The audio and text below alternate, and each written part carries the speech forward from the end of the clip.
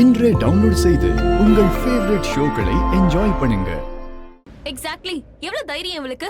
லக்ஷ்மி நீ முகத்துல எப்படி இவ தண்ணிய ஊத்தலாம்? இவ மனசுல என்னதான் நினைச்சிட்டு இருக்கா? ஆனா நீ கரிஷ்மா,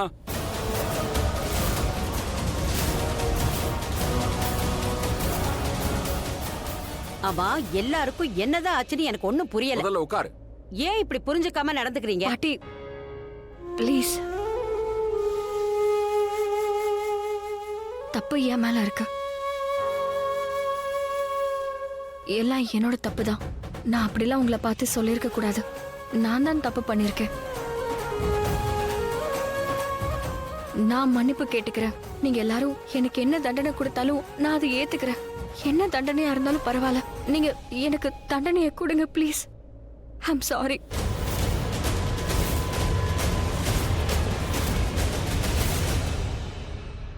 எல்லாரும் கேட்டீங்கல்ல, இவதான் லக்ஷ்மி. அதோட நீ எதுக்காக தண்டனை ஏத்துக்குவேன்னு சொல்ற? நீ அப்படி என்ன பண்ண? உனக்கு எந்த விஷயத்துக்கான தண்டனை வேணும்? நீ என்ன பண்ண? ஏதாவது ஞாபகம் இருக்கா? நீ என்ன சொன்ன? ஏதோ தெரியுமா? தெரியாதுல்ல? ஒருவேளை யாராவது உன்கிட்ட வந்து நீ இதெல்லாம் சொன்னன்னு சொன்னா அப்பதான் உனக்கு புரியும். நீ பசியோட இருக்கிறதுனால இந்த கல்யாணம் ஒண்ணு நிக்க போறதில்ல. உக்காந்து சாப்பிடு. Set set.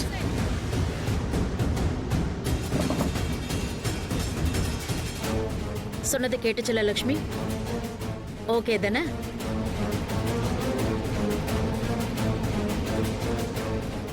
உனக்கு ரிஷி ப்ராப்ளம் ஒண்ணு இல்லையே? இல்ல. நீ நாளைக்கு வீட்டுல இரு. அந்த பையன் வந்தா நீ அவனை பார்க்கணும். எப்படிப்பட்ட பையனை லக்ஷ்மிக்காக சூஸ் பண்ணிருக்கன்னு நீ பார்க்கணும். எல்லாரும் சாப்பிடுங்க.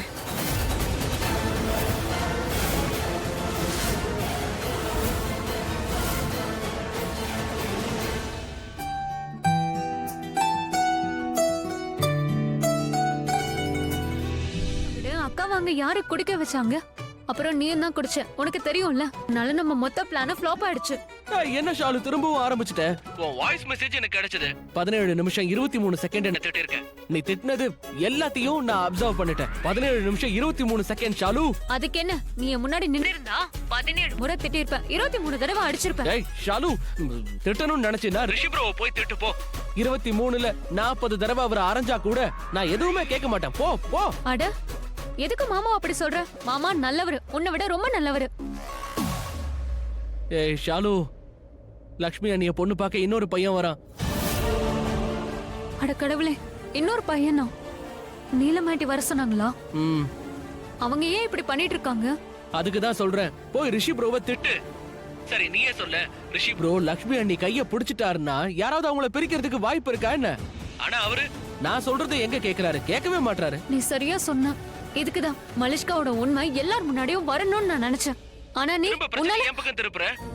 இங்க பாரு ஷாலு, நடக்க வேண்டியது நடந்துருச்சு. இதுக்கப்புறம் என்ன பண்ணணும்னு கொஞ்சமாவது யோசி.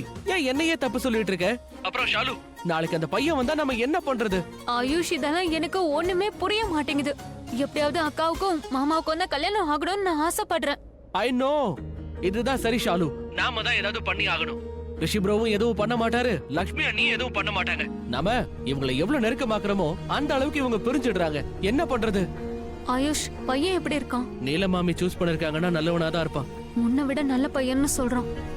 ஆயுஷ், ஆயுஷ் நம்ம ஏதாவது பண்ணி ஆகணும். ஆஃப் கோர்ஸ் நாம ஏதாவது பண்ணணும் ஷாலு, நாம ஏதாவது பண்ணலாம். என்ன ஏன் இவ்வளவு ஷாக்கா பாக்குறீங்க? அவர் உங்களை காதலிக்கிற விஷயம் எனக்கு தெரியாதுன்னு நினைக்கிறீங்களா?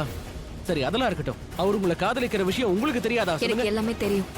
நான் உன்னை காதலிக்கிறேன் லக்ஷ்மி. எனக்கு மேல காதல் வந்துருச்சு. ஆனா அதை விட பெரிய விஷயம் எனக்கு என்ன தெரியும்னா, ரிஷி என்ன காதலிக்கிறான்னு நீதான் தேவையில்லாம நினைச்சிட்டு இருக்க.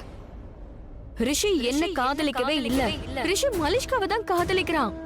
அதனாலதான் அவளை கல்யாணம் பண்ணிக்க போறான். இந்த விஷயத்த ரிஷியே சொன்னால ஹோலி அப்போ சொன்னானே.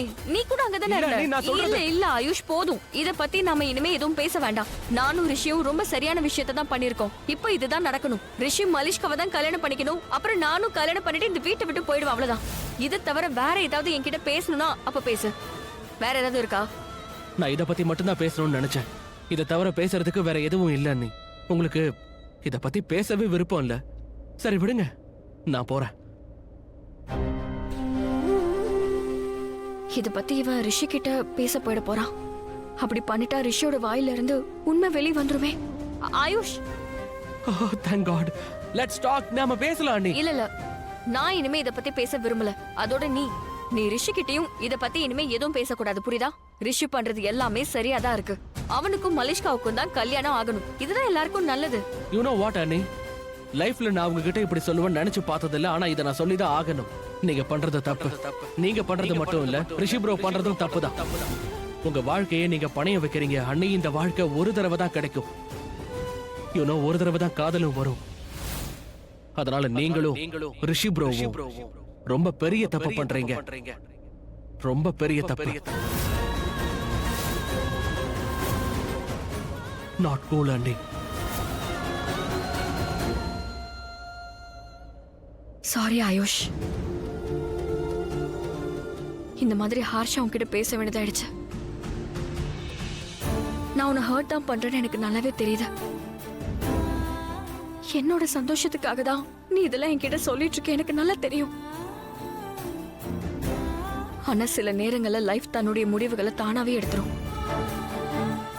விதியே முடிவெடுத்துரும். என்னோட விதி எனக்கான முடிவை எடுத்துருச்சு. இந்த வீட்டை விட்டு போனா மட்டும்தான் எனக்கு சரியா இருக்கும்.